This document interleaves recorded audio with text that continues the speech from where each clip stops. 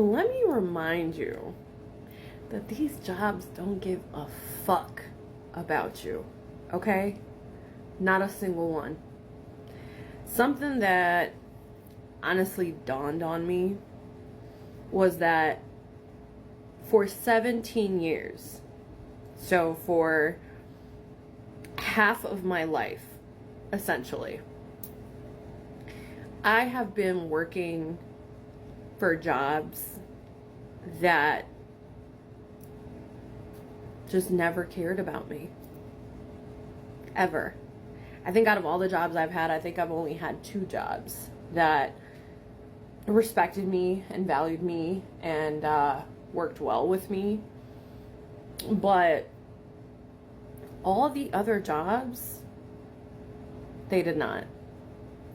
This last one in particular, my boss hated me. She couldn't stand my ass. Partially, I think it was jealousy. The other part of it, I think, was projection, you know. She was always micromanaging me all the time. And I've been very candid about it on here that I have GI issues. And so I go to the bathroom quite frequently.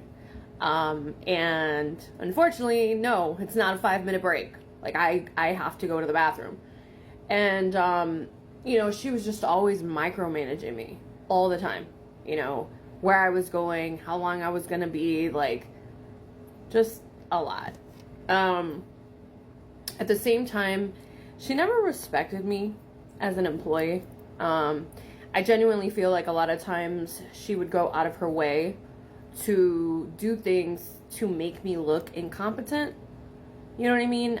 Perfect example of this is I had come back from visiting family, and she would always send us lists, you know, like to our emails. And of course, you know, they're important, but I would just, like, you know, work on them when I had time. Well, she didn't say anything Wednesday when I got back. And then Thursday morning, she says, "Hey guys, this list is priority.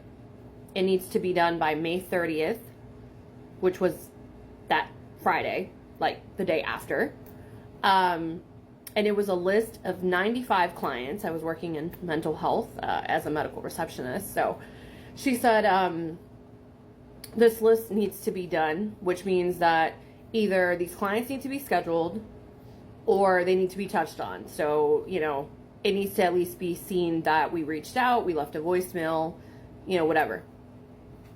I worked through lunch that day because I knew that there was no way that I was going to get through all of these clients by Friday, right? And I know that she would intentionally do shit like that so that she could take it to her boss and make it look like, well, see, you know, she's not able to do X, Y, and Z, and da da da, right? So that was a part of it. The other part of it was I was in the process of getting ADA and FMLA paperwork. And, you know, I realized that I kind of had to go that route just because I knew that my health issues were just starting to really interfere with work. And so I needed to put some things into place, right? And the funny thing about it is that, like I said, she didn't like me. She did not like me. And she would make little slick remarks, you know, say little things here and there about just anything. It wasn't, most of the time, wasn't even necessarily work related. I think what was the last, like, just straw for me was when she was very clearly transphobic towards me. Knowing that I do electrolysis, knowing that I have PCOS, like, knowing all these things or whatever. And, yeah, I mean, she literally suggested that I shave. And then that not being enough, she continued giving suggestions of what I should do about my appearance and about, you know, the issues that I'm having. So she suggested getting on medication. I was like, yeah, I've been there, done that. It's literally why I'm doing electrolysis every week. This is literally why. And obviously, it's none of her but fucking business, right? So it took everything out of me to really just kind of restrain myself from saying or doing something that was going to get me fired that same day. But a lot of my coworkers and friends were very aware of her bullying behavior. And at that point, really just straight up harassment. Yesterday would have made a year that I was with the company. So, you know, I was just trying to figure out, you know, how do I go about this? And they all told me the same thing. They're like, you know, you've been able to just kind of deal with all the bullshit and let it roll off your back, but like now it's just straight up harassment. Like you're gonna have to say something, you know. And I had tried to say something back in October because I had been written up for insubordination because she had tried to send me home for not wearing my uniform. And again, it was just, things could have been handled very differently, you know. Like it wasn't one of those things where it was like, hey, you know, I'm just letting you know now that, you know, if this happens again, I'm going to have to write you up. You know, something along those lines. And, you know, it was, she was very aggressive, very argumentative, you know, and she had told me, she was like, I'm not asking you, I'm telling you. And I was like, okay, well, if I go home today, I'm not coming back today, you know? And so I tried to talk about it to the previous director that was there. And this is a very long video, so I appreciate those of y'all that have stuck it through. But yeah, it was a lot. It was a lot, and it backfired on me because the director ended up talking to her about what I had told her about all the complaints and everything. I had just hit my 90 days.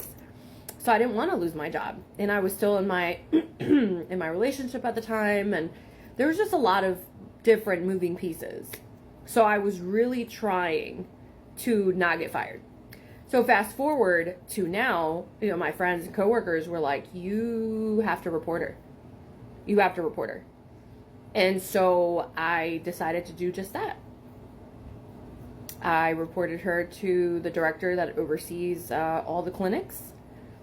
And, you know, he told me that I needed to write everything down in an email format. And I sent it in. Last week, I get my last and final write-up at work. With basically everything from the time that I started until now. Which included the days that I had been sick, that I was in process of ADA and FMLA paperwork. That was also on my write-up. The days that I had been sick that whole entire week, that I called out that Monday, that Tuesday and Wednesday, I had been late because my GI flare-ups were so bad, I could not leave the house. They have this occurrence thing that if you are aware of it and you know how it works, if you're late once, that's a half occurrence. If you're late twice, that's another half occurrence.